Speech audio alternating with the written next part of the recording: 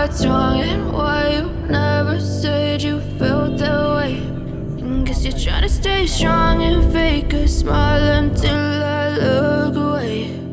But I've known you too long, it hurts to watch your blue eyes fade to gray as you fade away.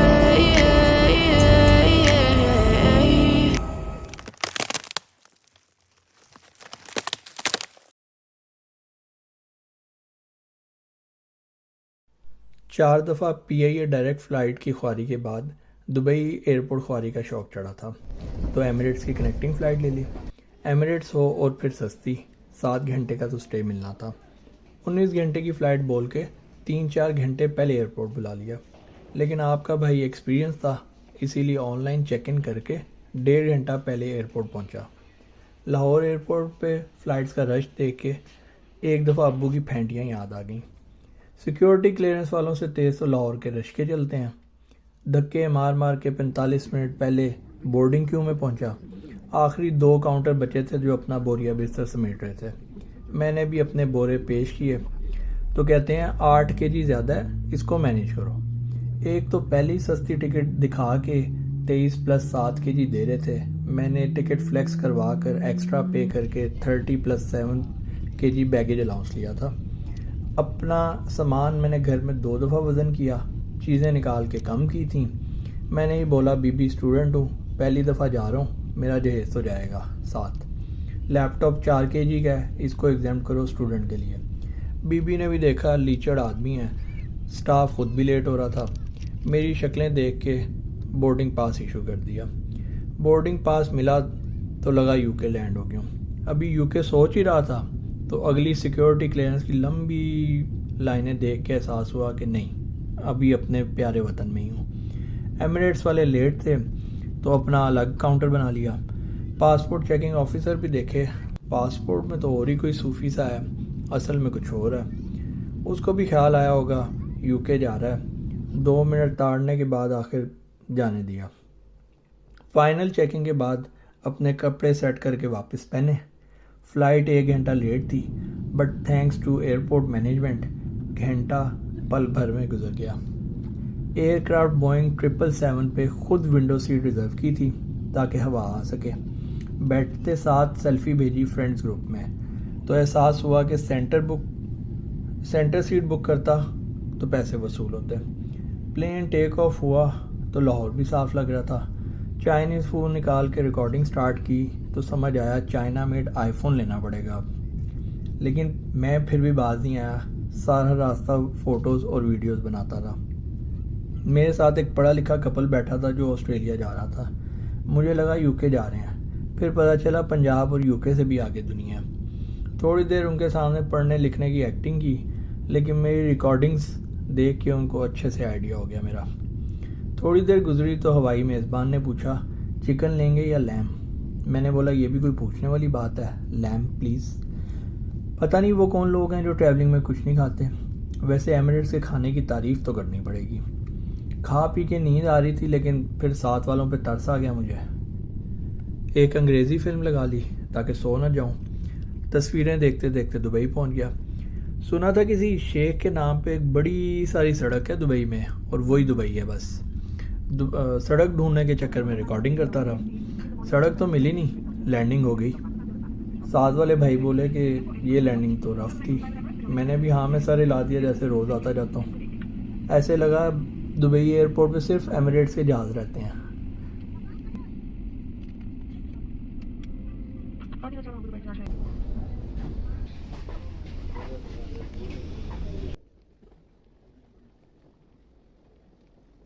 Dubai airport के अंदर घुसा तो 14 तबक रोशन हो गए। दुनिया ही बदल गई, जैसे हॉलीवुड फिल्म में घुस गया हूँ। फाउंटेन्स, हाई रूफ बिल्डिंग, शीशे, जंगले, तो पता नहीं क्या क्या। मुफ्त गाड़ियाँ भी चल रही थी। टॉयलेट इस्तेमाल किया तो अपने मुल्क की सफाई याद आ गई कि सफाई निस्फ ईमान है। एयरपोर्ट पे चलना पड़ा तो महसूस हुआ जैसे डंकी लगा के यूके जा रहा हूँ। कभी पैदल तो कभी लिफ्ट पर, कभी एक्सेलरेटर पर तो कभी ट्रेन में।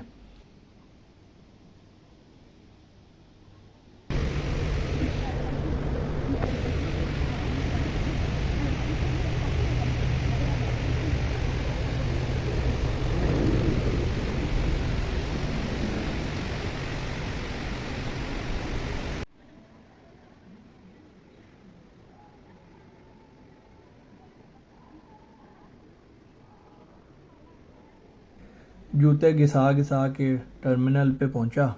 वहाँ क्रिसमस फेस्टिव का अपना ही माहौल मचा हुआ था।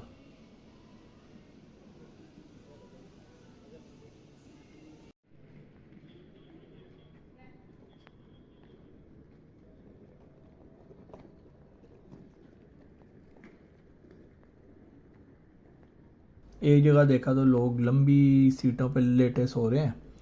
मैंने भी वहाँ देखा, कोई पैसे तो नहीं है, फ्री था। मैंने भी फ़ौरन टांगें लंबी करके लेट गया। सो तो नहीं सका, अम्मी तो थी नहीं जो जहाज़ निकलने से पहले जगा देती।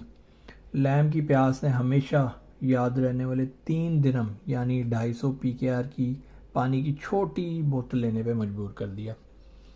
अब उठ ही गया था तो सोचा टर्मिनल का दूसरा तवाफ भी कर लूँ, कुछ वक्त गुजर जाएगा।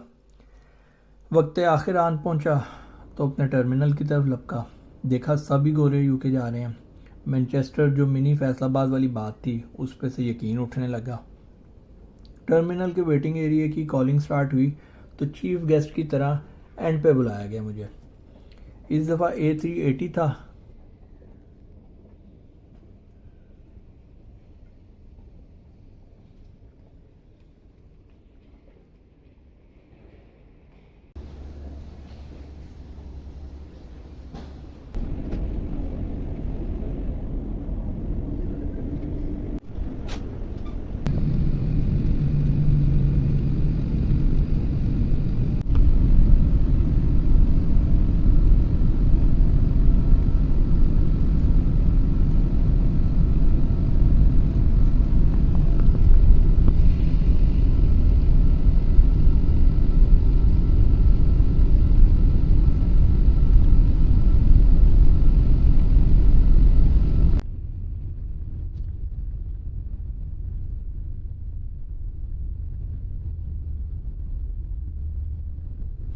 स्काईवर्ड माइल्स मिले तो फ़ौरन फ्री वाईफाई कनेक्ट करके अपना सोशल मीडिया चेक किया।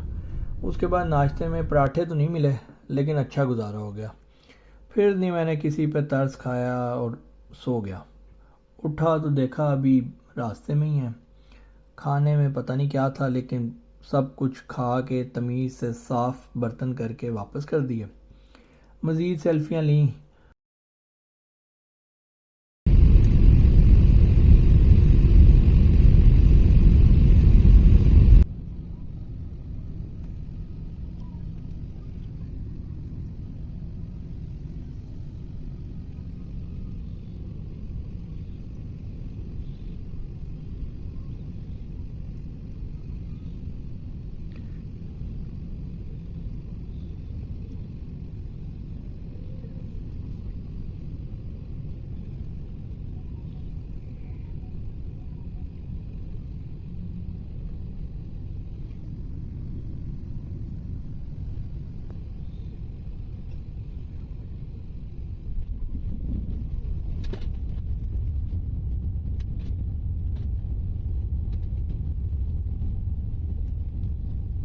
और एट लास्ट 1900 घंटे की फ़्लाइट के बाद मैनचेस्टर की हदूद में दाखिल हुए तो यहाँ का नेशनल वेदर बादल और बारिश ज़ोरों पे थी।